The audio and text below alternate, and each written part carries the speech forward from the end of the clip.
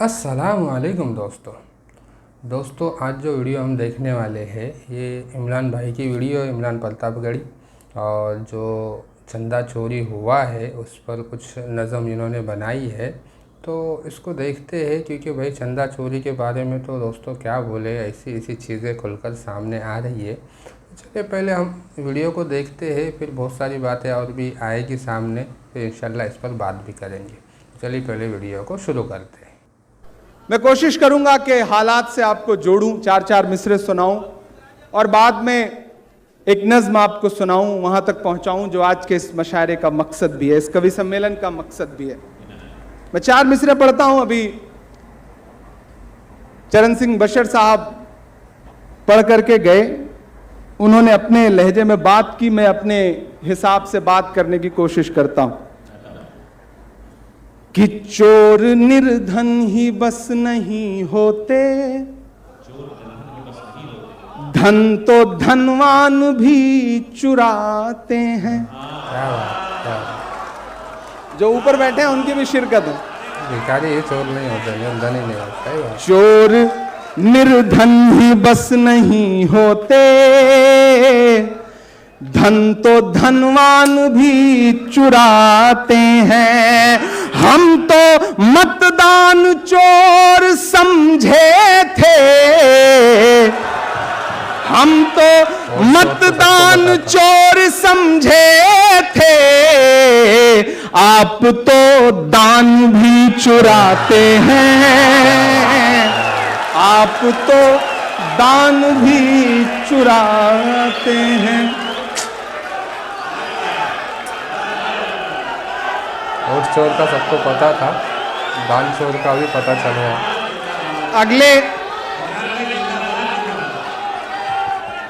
अगले 16 दिन बाद संसद का सत्र शुरू होने जा रहा है। आप इतनी दुआ दीजिए कि मैं इसे वहां भी पढ़ सकूं। कि चोर निर्धन ही बस नहीं होते, धन तो धनवान भी चुराते हैं। चोर निर्धन ही बस नहीं होते, धन तो धनवान भी चुराते हैं। हम तो मतदान चोर समझे थे, आप तो दान भी चुराते हैं, आप तो दान भी चुराते हैं। बहुत अच्छा सुना रहे हैं आप, बहुत अच्छा सुन रहे हैं आप, और इधर से भी बहुत अच्छा सुनाया गया। मसला यह है ना कि हमारे हुक्म के हमारे मुल्क के हाकिम का मसला ऐसा है कि वो एक आदमी बस में सफर करने के लिए चढ़ा और टिकट बनाने वाला जब उसके पास आया ना, उसने कहा पैसे निकालो टिकट बनेंगे। उसने जेब देखा तो जेब ही कटी हुई थी। जब जेब कटी हुई थी तो वो परेशान हो गया। उसने कहा साहब जेब कट चुकी है। तो टिकट बनाने वाला उसके ऊपर चीखने लगा कि तुम लोग ऐसे बहाना करते हो, झूठ बोलते हो, पैसे रहते नहीं, टिकट बनवाना नहीं रहता, लेकिन बहाना बनाओगे कि जेब कट चुकी है। इतने में पीछे एक आदमी बैठा था, बिल्कुल उन्हीं की हूबहू शक्ल वाला। उसने कहा कैसी बात कर रहे हैं आप, किसी आदमी का आप इस तरह अपमान करेंगे, ये बिल्कुल बर्दाश्त नहीं किया जाएगा। मैं पैसे दे रहा हूं, आप इसका टिकट बनाइए।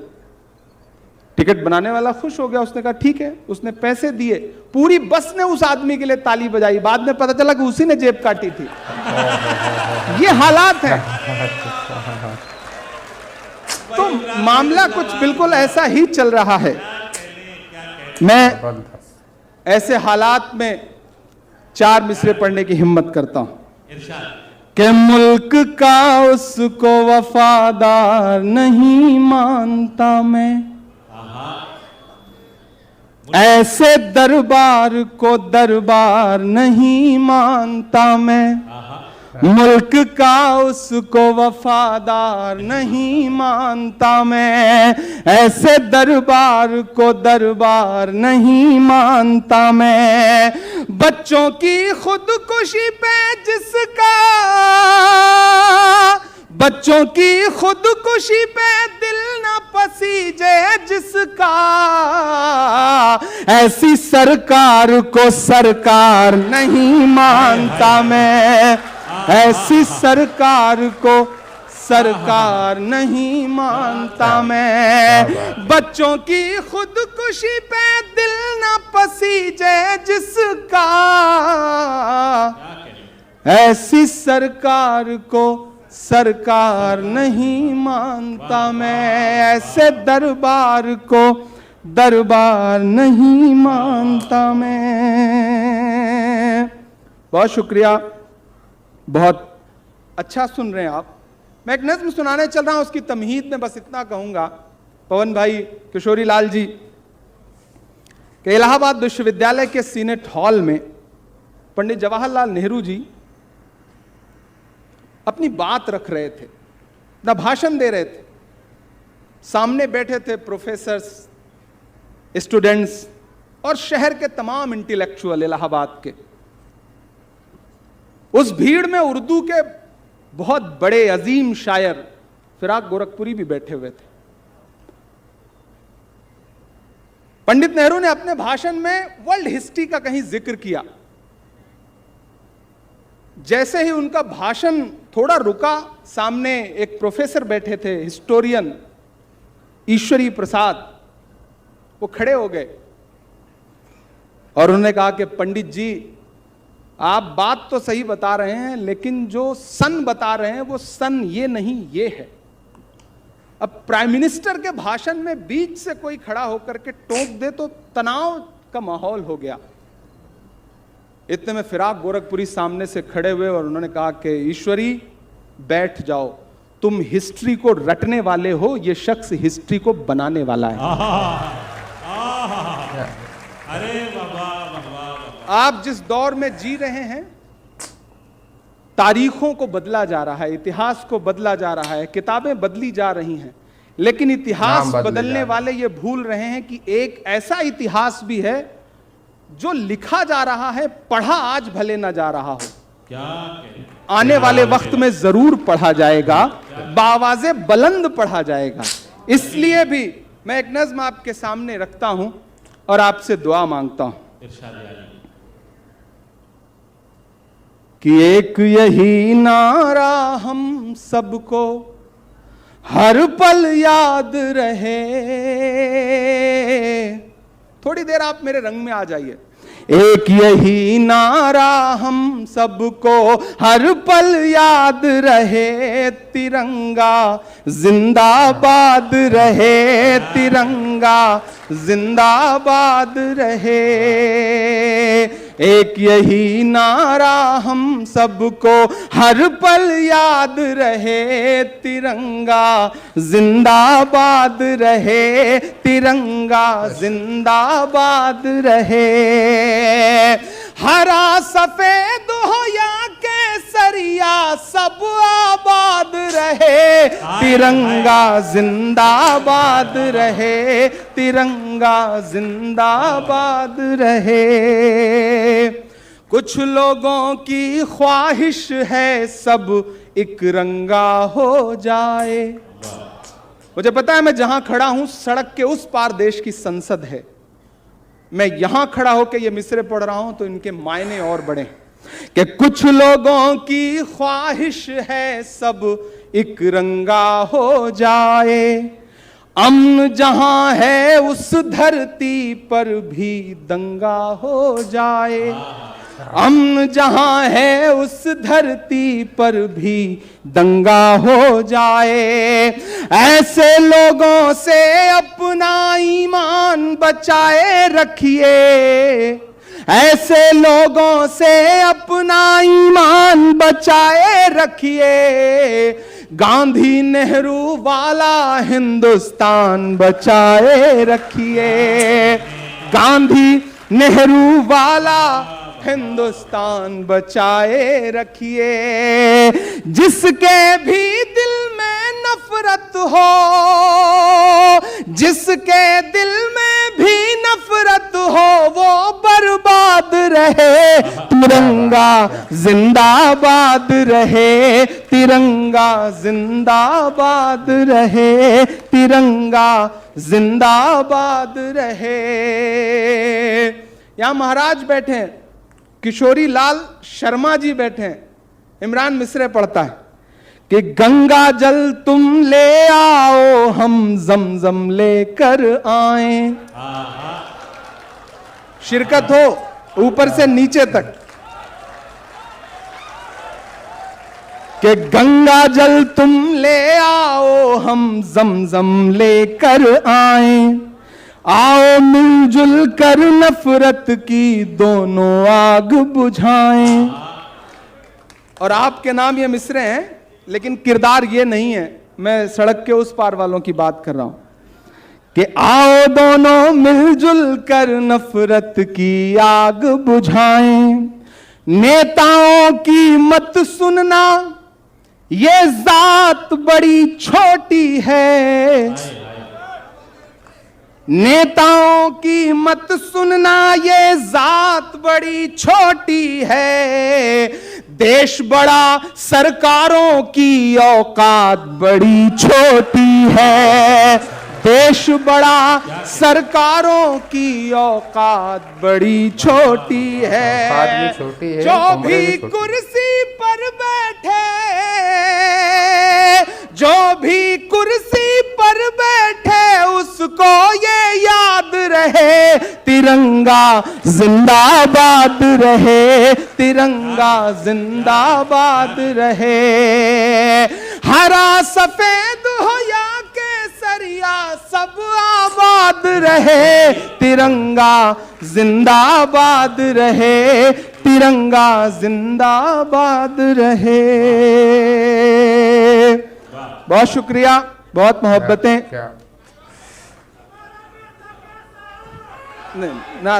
नहीं, आज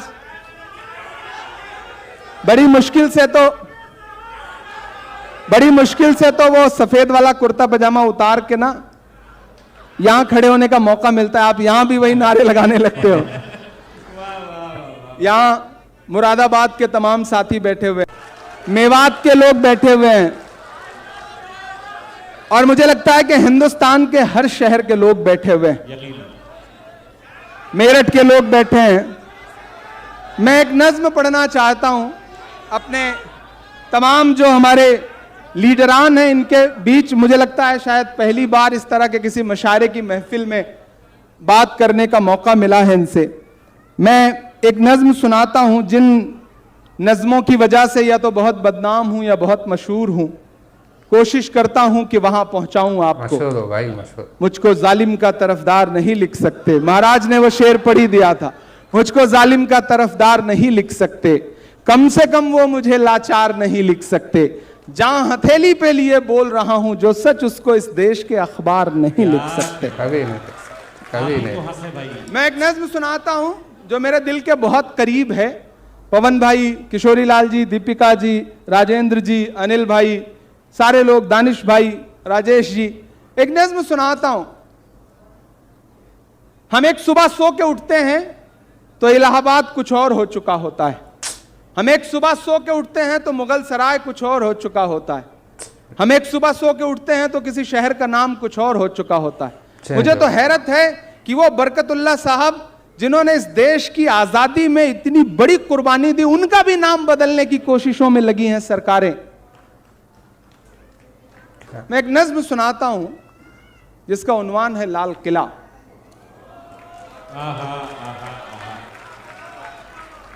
आपकी दुआओं ने सांसद बना दिया, तो अब तो ऑफिशियली इनविटेशन आता है कि भाषण होना है वहां की दीवारों से, तो आइए भाषण सुनने।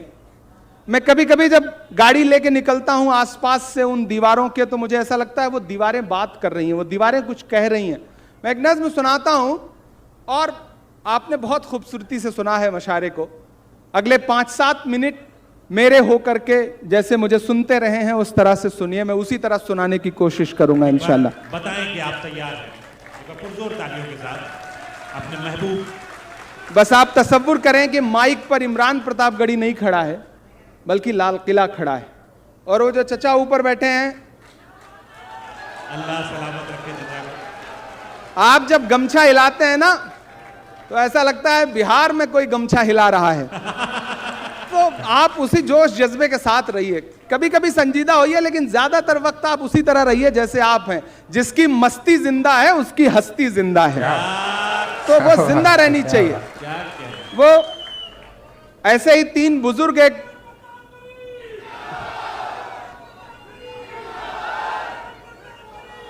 शुक्रिया, बहुत शुक्रिया, ये बड़े नेक लोग हैं। ऐसे ही 3 बुजुर्ग ऐसे ही गुजर रहे थे तो सामने से कुछ खवातीन गुजरी, तो एक बुजुर्ग ने गौर से देख के कहा कि सुभान अल्लाह, दूसरे ने और गौर से देख के कहा माशा अल्लाह, तीसरे चचा की तरह थे, उन्होंने बहुत गौर से देख के कहा इंशाअल्लाह। तो ये बुजुर्गों के एहसासात हैं। आप इस भाई माशाल्लाह माशाल्लाह। इसके आगे की वीडियो दोस्तों हम अगले पार्ट में उसको भी लेकर आएंगे, काफ़ी बड़ी ये वीडियो है। और भाई आजकल के बुजुर्गों की तो बात ही माशाल्लाह, बहुत वैसे भी बहुत मस्ती में है माशाल्लाह, और अल्लाह ताला उनको और मस्ती में रखे, हम दुआ देते हैं। लेकिन दोस्तों जो बातें इमरान भाई ने बताई माशाल्लाह बहुत ही वाकई में, कुछ लोग आज जो है दोस्तों वो तिरंगे से भी नफ़रत कर रहे हैं, तिरंगे को नफ़रत की नज़र से देख रहे हैं और चाहते हैं कि इसको बदलना, लेकिन इनके बस की नहीं है भाई। ये इनके पापा से भी नहीं होगा और इनके दादा से भी नहीं होगा, इतना आसान नहीं है, ये नहीं होगा। लेकिन सोच इनकी ये है कि हम कैसे इसको बदलें, कैसे तिरंगे को हटाएं। तो तिरंगे के भी ख़िलाफ़ है। और बेशक दोस्तों हम जो है वो नेहरू जी वाला और गांधी जी वाला देश चाहते हैं, हम गोडसे वाला देश नहीं चाहते, जो मोहब्बतों से चले ऐसा देश चाहते हैं, भाईचारगी वाला देश चाहते हैं। अब देखा आपने जितने नाम इमरान भाई ने लिए सब हिंदू भाई थे, लेकिन भाईचारगी के साथ और मोहब्बत के साथ दोस्तों ये देश चाहिए, ये देश हम चाहते हैं। हम वो देश नहीं चाहते जिसमें किसी एक को टारगेट बनाकर ऊंचा या नीचा दिखाया जाए, जुल्म किया जाए, ऐसा देश बिल्कुल भी नहीं चाहते दोस्तों। तो भाई ने बहुत ही अच्छी नज़्म और बहुत ही अच्छी चीज़ें बताई। और भाई चोरी को तो लेकर क्या ही बोले, उससे मंदिर के दान की चोरी की बात पूछी जा रही है और वो बाबरी मस्जिद का चंदा पूछ रहा है। अभी कि इसको क्या लॉजिक, क्या बोलेंगे, इसको इंसान अक्लमंद बोलेंगे या इसको बेवकूफ़ पागल बोलेंगे, क्या बोलेंगे इसको। खैर दोस्तों बहुत सारी बातें हैं और भी इंशाल्लाह अगली वीडियो में हम इसका दूसरा पार्ट भी लेकर के आएंगे। आज की वीडियो में इतना ही। वीडियो अच्छी लगे लाइक करें, शेयर करें, चैनल पर नए हैं चैनल को सब्सक्राइब करें। मिलते हैं दोस्तों अगली वीडियो में, तब तक के लिए दुआओं में याद रखें।